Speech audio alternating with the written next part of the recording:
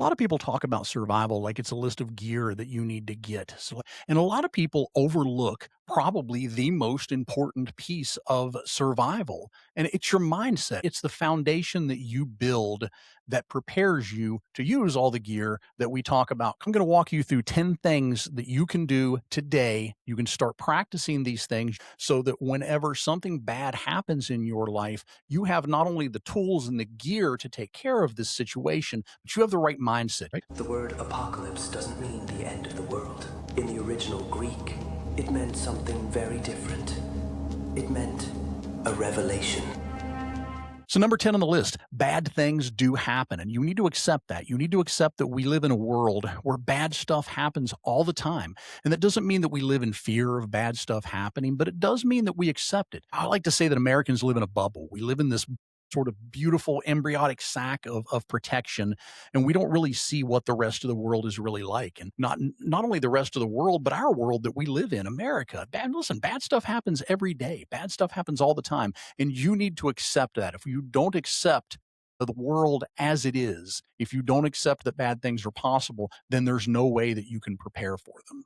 Number 9, responsibility over victimhood, right? So this world is full of victims today.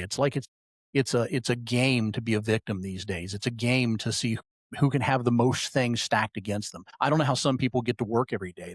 They leave the house every day and they blame everybody for everything. It's my boss, it's my kids, it's my bad tires on my car. It's all of these things. It's the other people, external things that make my life bad. If you go through your life like that, if you're a victim, then there is no need in you buying the first piece of gear for surviving a collapse because you do not have the right mindset. You do not have the right mindset to survive anything. You have got to adapt a responsibility attitude and not a victimhood attitude.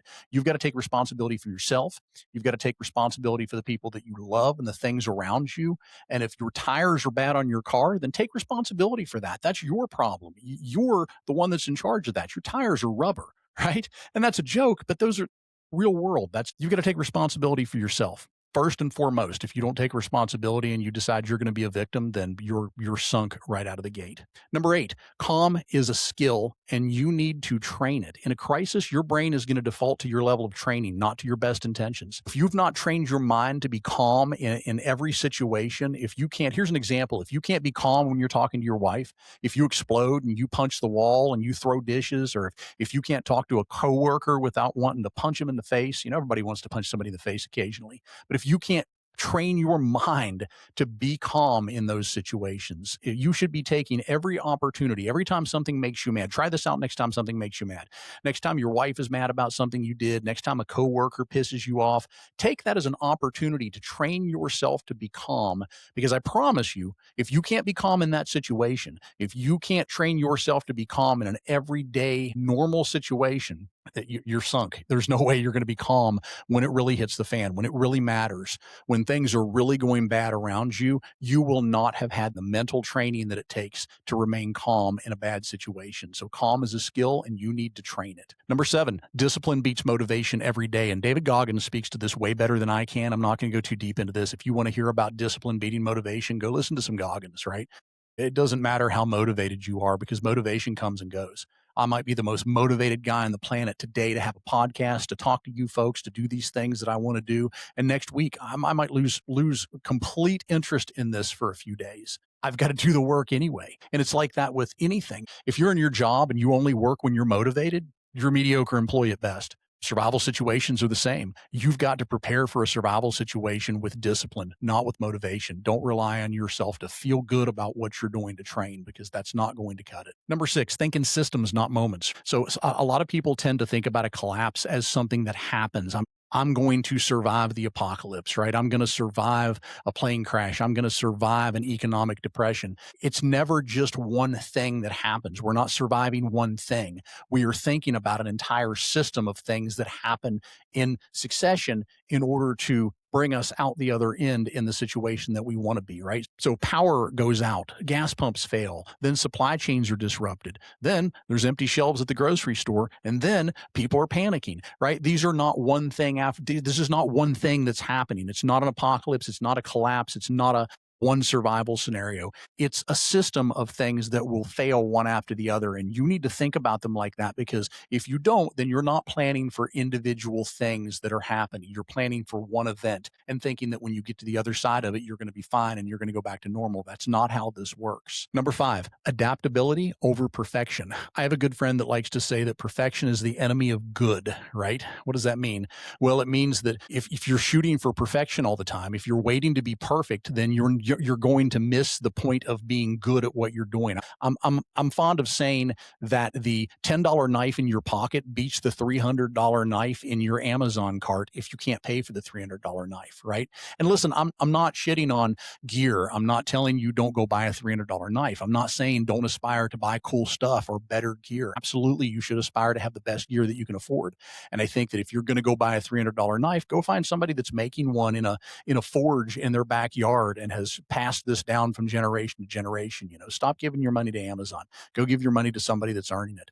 But if you don't have that money, if you don't have $300 or $500 or whatever it is you want for that piece of gear, you need to be adaptable. You need to look around and find out, what do you have? I guarantee you today I could walk into your garage with a Kroger bag and I could build an EDC bag out of that Kroger bag that you could put in your car and you would be more prepared than you are today. Don't wait until you can afford the $500 bag that you've had your eyes on because it has a cool custom holster in it to hold your weapon. Be adaptable. And that doesn't just apply to gear, that applies to everything. You need to constantly be trying to see around corners and think about what the next thing is that you need to be prepared for mentally, physically, emotionally, and what gear you need to adapt. You might not have a knife. What are you going to use? You might not have something to start a fire with. What are you going to fall back on? Adaptability beats perfection every day. Number four, awareness of your environment. Man, people sleepwalk through their lives. People get up every day and they go to work and they come home from work and you could have an elephant standing on the side of the road and they wouldn't see it. People sleepwalk through their lives. Somebody very important to me one time, they were up watching a sunrise at like 5:30 in the morning on vacation. And I said, "What are you doing up, man? It's 5:30 in the morning. Why are you awake?" And he looked at me and he said, "You know what?" He said, you only get so many sunrises in this world. You only get to see so many sunrises. There's a definite number that you're going to get, right? You better get up and look at some of them, okay? And this goes into being prepared, right? Your environment. Look around, man. Live your life. Live your life. Look around and be aware of the things that are around you. Put the phone down, put the tablet down, put the PC down, put whatever it is that's distracting you down, and look around at your environment. And the way this ties into survival is, if you're not aware of your environment, if you're not aware of the things that are around you, if I have no idea how my natural environment looks on a regular basis, how in the world am I going to know when something's changed? How in the world am I going to know when something's different, when something's out of place? Be aware. Be aware of your environment. Look around, smell the roses, and figure out what stuff's going on around you so that when something goes bad or something's out of place, you actually know it. Number three, community matters more than you think. If you think that you're going to be a lone wolf out here in a collapse scenario, or especially in a prolonged collapse scenario, man, if you think you're Rambo and you're going to be eating a hunk of deer meat or a hunk of wild boar in the woods raw with a Rambo knife for more than about a month, you're wrong. You're going to die in the woods by yourself, right? Community is everything. And if you're not building a community of people that you know that are like-minded to you, if you're not finding you and your family, finding your people who are like you and who are out there doing the same things that you're doing and are going to have the same mindset in a disaster scenario that you have, you're missing the point, because you're not going to do it on your own. You think you are. Everybody thinks they're Rambo. We watch too much television. We see too many superheroes doing crazy stuff. You're not a superhero. You're not Rambo. You're going to need a community to fall back on. So you need to start thinking about that now. It's not the time to start thinking about being good at building community when everything has hit the fan, right? You need to be good at relating to other people. You need to be good at getting out and talking to other people, at building relationships, at being able to stand up for yourself in situations where it matters. Those all play into you being able to function as a member of a community. Number two, decide who you are before something bad happens, right? Right? Who are you? Who are you? What are you good at? What are you bad at? Are you a leader or are you a follower? It doesn't matter which one you are, but be honest with yourself. Don't fancy yourself a great leader.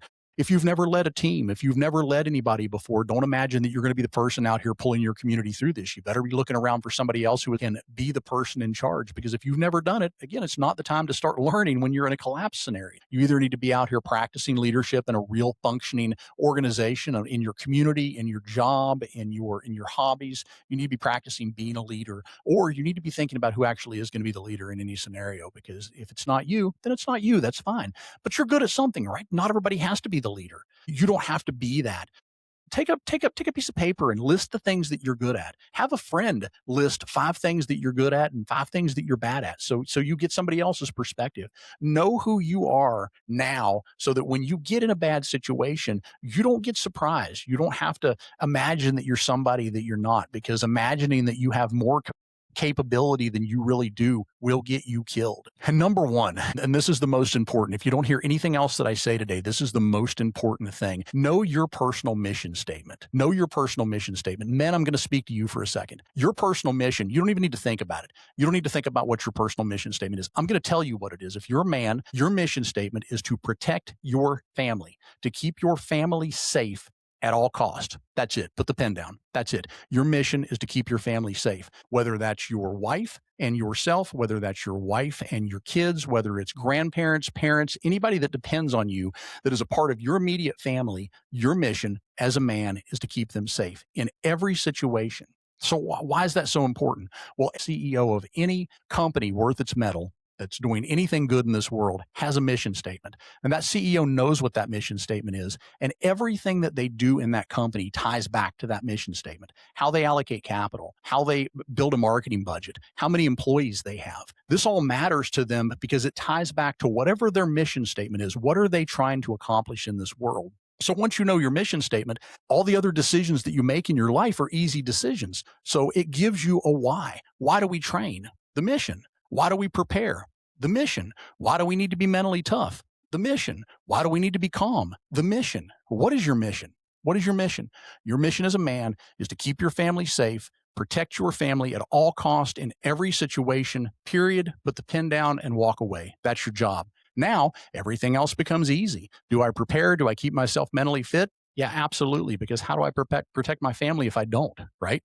Do I stockpile food in my house because something bad might happen? Yeah, absolutely. How are you going to feed your family if you don't? Everything ties back to your mission. And if you don't accept that, if you're wishy-washy about that mission, you need to do some soul searching, because you don't have another mission when it hits the fan. You don't. There's nothing else that you're worried about. Everything in your life comes back to that. Protect your family, protect the people that you love, stand up, do the things that are right, be prepared, and when bad things happen, you'll be ready for it. Get your mind right first. Worry about gear second. Get your mind right first. Stay safe out there. This has been After the Fall, conversations about post-apocalyptic fiction, science, and survival. If you enjoyed today's episode, follow the show and share it with a friend. And if you'd like to experience the story that inspired the podcast, check out my novel, Seasons of Ash. Visit johnmichaellane.com for more information.